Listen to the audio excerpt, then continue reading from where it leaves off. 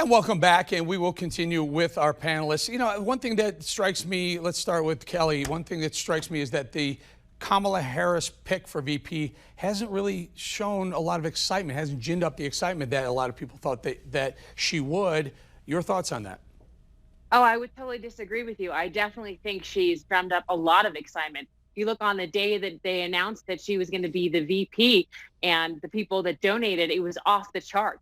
Absolutely. She is the first African-American woman VP. I mean, this is monumental. She is a true pioneer, and she will make a great VP. And Sebastian, by the way, you pronounce her name Kamala Harris. All right, well, we'll get to Sebastian in 1 second. But Ameshia, I'm not sure. Look, I think she was a great. I actually we interviewed her on the show, and she's great. She's likable. I get it. She's centrist. I get it. But is that what the Democrats need? You need to put up some big numbers. You need to excite the base. Is she base excitement?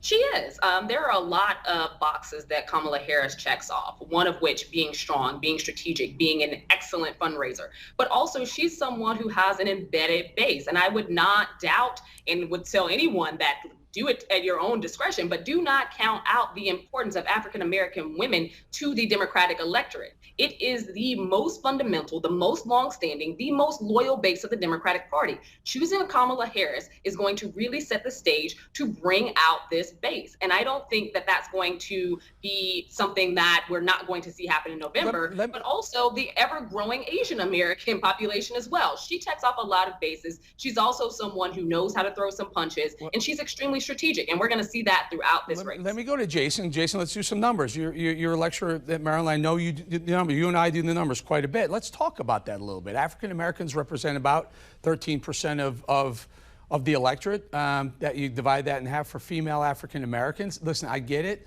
Biden wanted to choose a female of color. Was there a different choice that maybe excitement to the base? Kamala Harris is going to have a lot of problems. Jason, you yourself, let me ask you. Is she good for the African-American community, her policies that when she was prosecutor in California and since? Well, I definitely think that she has issues in her past with criminal justice, but I think that she's learned a lot. She's grown from that, and she's in a different place as a politician today.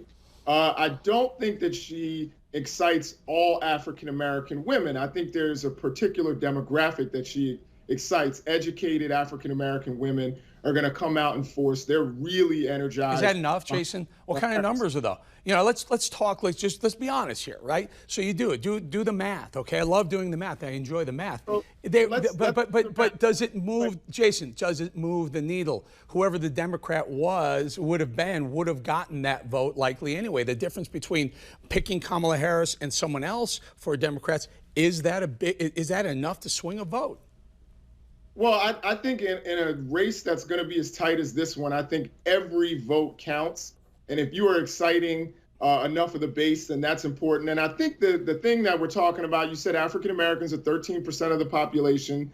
You know, you split that in half for women. Now, at the same time, African Americans in certain states like Georgia, Florida, Virginia, they are much larger portions of the population in those very important states. And I think that can draw, that can be the difference in this election, and people get really excited and really behind this ticket of Joe Biden and Kamala Harris. Yeah, go ahead, Sebastian. You've heard three liberals, left-leaning people. Now, what do you say to those?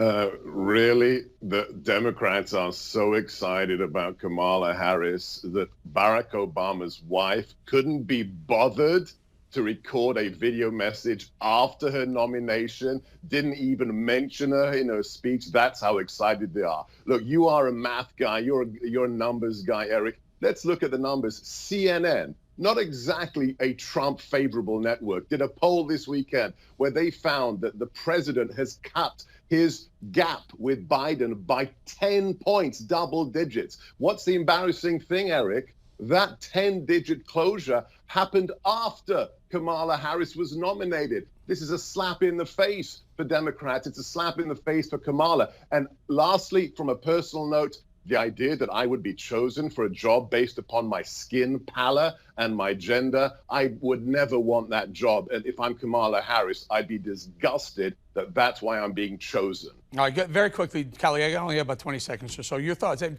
Sebastian's right. There's a CNN poll. Trump closed the gap by 10 points, down to 4. We always knew this election was going to be very close. And you know that when any type of poll, there's always a margin of error.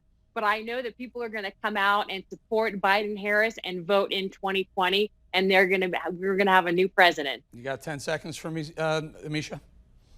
Absolutely. I definitely agree. We're going to see a new president in 2020. People are tired of Trump and his tricks and all the tweets. It's about time to actually get an adult in that office. 10 seconds, Jason. Yeah, I think that we'll see another president unless there is some, malfeasance going on. And I think that that's also very possible. All right, we're going to leave it right there. I say thank you to Kelly, Ameshia, Sebastian, Jason. Thank you, everybody.